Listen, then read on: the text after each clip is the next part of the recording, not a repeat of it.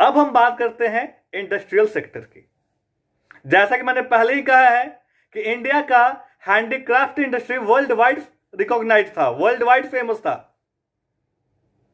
लेकिन ब्रिटिशर्स, अब कारण समझिए कि ब्रिटिशर्स ने इंडिया में इंडस्ट्रीज को क्यों प्रमोट नहीं किया। क्या कारण था कि वो नहीं चाहते थे कि इंडिया में कोई इंडस्ट्री आगे बढ़े, इंडिया में कोई इंडस्ट्री अच्छा करे। क्यों? क्योंकि इंडस्ट्रियलाइजेशन कहां शुरू हुआ है? इंडस्ट्रियलाइजेशन शुरू हुआ था यूरोप में 18th सेंचुरी में, और मैक्सिमम इन्वेंशंस ब्रिटिशर्स के नाम थे। इस वजह से ब्रिटिश इकोनॉमी डेवलप कर रही थी, वहां इंडस्ट्रीज एक्सपैंड हो रही थी। तो किसी भी इंडस्ट्री के, कोई भी इंडस्ट्री के सक्सेसफुल रन के लिए दो चीज जरूरी होता है, उन्हें दो चीज का रिक्वायरमेंट होता है। पहला क्या इंडस्ट्री को चाहिए? इंडस्ट्री को चाहिए सस्ते दर पे रॉ मटेरियल, सस्ते दर पे कच्चा माल, यानी availability of cheap raw materials. और दूसरा चीज उन्हें इंडस्ट्री को क्या चाहिए होता है कि उसके फिनिश्ड गुड्स के लिए एक ह्यूज मार्केट। ब्रिटेन कैसी इकोनॉमी थी? इंडस्ट्रियल इकोनॉमी थी। उनके भी ये दो नीड थे, उनको भी चाहिए था कि सस्ते दर पे कच्चा माल मिल जाए और उनके फिनिश्ड गुड्स के लिए एक मार्केट मिल जाए। और इंडिया उनके दोनों कंडीशन को फुलफिल करता था। इंडिया उनके दोनों कंडीशन को फुलफिल करता था, क्योंकि इंडिया के पास रिच नेचुरल रिसोर्सेज थे और इंडिया एरिया में भी बड़ा था। अभी आप देखिए इंडिया अभी भी 7th रैंक पे है एरिया वाइज। उस समय हमारे साथ पाकिस्तान, बांग्लादेश, म्यांमार भी शामिल था। तो आप समझ सकते हैं कि इंडिया कितना विशाल कंट्री था उस समय। तो ब्रिटिशर्स इसलिए नहीं चाहते थे कि यहां कोई इंडस्ट्री डेवलप करे, इसलिए उन्होंने कोई भी स्टेप इस सेक्टर में नहीं उठाया। आप इसका अंदाजा इसी बात से लगा सकते हैं कि जो पहली अच्छी इंडस्ट्री टिस्को 1907 में बनी है, और कुछ इंडस्ट्री सेकेंड वर्ल्ड वॉर के बाद, जैसे शुगर, सीमेंट, पेपर। हां, बीच में जो 18th सेंचुरी है, सॉरी 19th सेंचुरी के हाफ में jute and cotton textile mills का यहां पे डेवलपमेंट हुआ। तो जो जितने भी कॉटन मिल्स थे वो इंडिया के वेस्टर्न साइड, जैसे गुजरात, महाराष्ट्र में, उसके जो ओनर होते थे मेनली इंडियंस होते थे। और जो जूट का जितने भी मिल्स होते थे वो मेनली ईस्टर्न साइड में होते थे, जिसके ओनर्स मेनली फॉरेनर्स होते थे।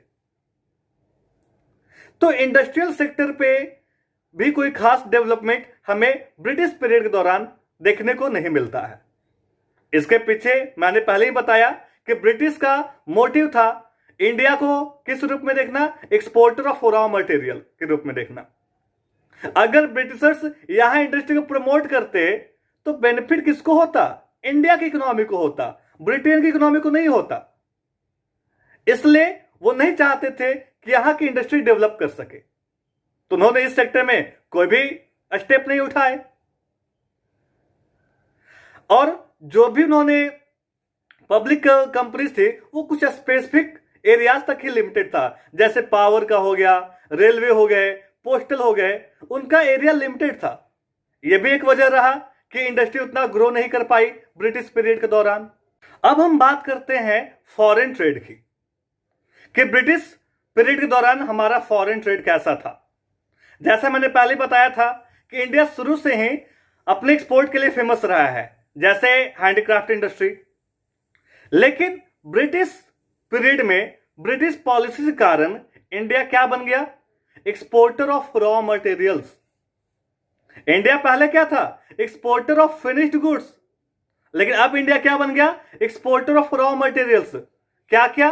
Cotton, silk, woollen, jute, Indigo. और इंडिया पे जाहिर सी बात है, इंडिया पे शासन ब्रिटेन का था, तो इंडिया पे मोनोपोली किसका होगा? ब्रिटेन का होगा। और ब्रिटेन ने पूरी तरह से मोनोपोली कर रखी थी इंडिया के एक्सपोर्ट और इंपोर्ट पे। इंडिया के 50% से ज्यादा एक्सपोर्ट सिर्फ और सिर्फ ब्रिटेन में होता था, और जो कुछ बचा हुआ पार्ट एक्सपोर्ट का था वो गिने चुने देश, जैसे चाइना, ईरान और श्रीलंका जैसे देशों में होता था। अब एक्सपोर्ट एक तरफ अबंडेंस में हो रहा है ब्रिटेन में, और यहां के मार्केट, डोमेस्टिक मार्केट में फूड ग्रेन्स, क्लॉथ्स और केरोसिन की कमी हो जा रही है। तो जो एक्सपोर्ट कर रहे थे, तो क्या उसके बदले में इंडिया में कुछ सोना चांदी आ रहा था? नहीं आ रहा था, बल्कि उससे जो इनकम होता था वो ब्रिटिश गवर्नमेंट कहां एक्सपेंस करती थी, कहां खर्च करती थी? जो ब्रिटेन में कॉलोनियल गवर्नमेंट का ऑफिस होता था उस पर खर्च करती थी। जो ब्रिटेन युद्ध लड़ते थे उसमें खर्च होता था। जो ब्रिटिश गवर्नमेंट युद्ध करती थी उस पर खर्च होता था। जो इनविजिबल आइटम्स होते थे उस पर खर्च होता था। यानी कि सारा का सारा काम किससे होता था? इंडियन के पैसे से ही होता था। इंडिया का पैसा सारा कहां गया? ब्रिटेन में गया। प्लस में क्या हुआ? 1869 में सुएज कैनाल ओपन हो गया। सुएज कैनाल मेडिटेरियन सी को रेड सी से कनेक्ट करती है, जिसकी वजह से ब्रिटेन और इंडिया का जो डिस्टेंस है बहुत कम हो गया। डिस्टेंस कम होने की वजह से ट्रांसपोर्टेशन इजी हो गया, सस्ती भी हो गई। अब जिसकी वजह से हमारा एक्सप्लॉयटेशन और ज्यादा शुरू हो गया। उसका नेगेटिव इंपैक्ट इंडियन इकोनॉमी पे पड़ा। अब आप समझिए कि ब्रिटेन के लिए इंडिया किस तरह से इंपॉर्टेंट था। एग्रीकल्चर सेक्टर हमने देख लिया, इंडस्ट्रियल सेक्टर देख लिया, फॉरेन ट्रेड हमने देख लिया कि इंडिया किस तरह से ब्रिटेन इकोनॉमी का एक पिलर साबित हो रहा था, ब्रिटेन के डेवलपमेंट का एक पिलर साबित हो रहा था इंडिया। ब्रिटेन के एक वायसराय थे जिनका नाम था विक्टर अलेक्जेंडर ब्रूस। वो कहते हैं, India is the pivot of our empire. If the empire loses any other part of its dominion we can survive, but if we lose India the sun of our empire will have set. यानी India हमारे साम्राज्य का एक अहम हिस्सा है। अगर हम किसी दूसरे हिस्से को खो देते हैं हम सरवाइव कर जाएंगे, लेकिन अगर हमने इंडिया को खो दिया तो हमारे साम्राज्य का सूर्य अस्त हो जाएगा। उनके इस स्टेटमेंट से आप इंडिया का इंपॉर्टेंस समझ सकते हैं ब्रिटेन के इकोनॉमी के लिए, ब्रिटिश रूल के लिए। इसी तरह उन्होंने 200 साल हम पे राज नहीं किया। राज करने के पीछे का मकसद था अपना इकोनॉमिक वेलफेयर करना, ब्रिटेन की इकोनॉमी को डेवलप करना। अब हम बात करते हैं डेमोग्राफिक स्ट्रक्चर में के लिए। जो इंडिया का जो पहला सेंसस है वो 1881 में हुआ था। उस सेंसस में, और 10 साल के बाद, जैसा आप जानते हैं सेंसस 10 साल से उसी समय चलता आ रहा है, तो जो पहला ट्रांजिशन पीरियड था वो 1921 था। अब जब इकोनॉमी अच्छी नहीं होगी तो जाहिर सी बात है बहुत सी चीजें अच्छी नहीं होंगी, क्योंकि अल्टीमेटली डायरेक्टली और इनडायरेक्टली हर चीज इकोनॉमी पे ही डिपेंड करती है। इकोनॉमी अच्छा होगा तो आपका स्टैंडर्ड ऑफ लिविंग अच्छा होगा, आपका मेडिकल फैसिलिटी अच्छा होगा। लेकिन उस समय चूंकि हमारी इकोनॉमी, मैंने आपको बता ही दिया किस हद तक नीचे चली गई थी, तो जो लिटरेसी रेट है उस समय लेस देन 16% था। 16% से भी लिटरेसी रेट कम था।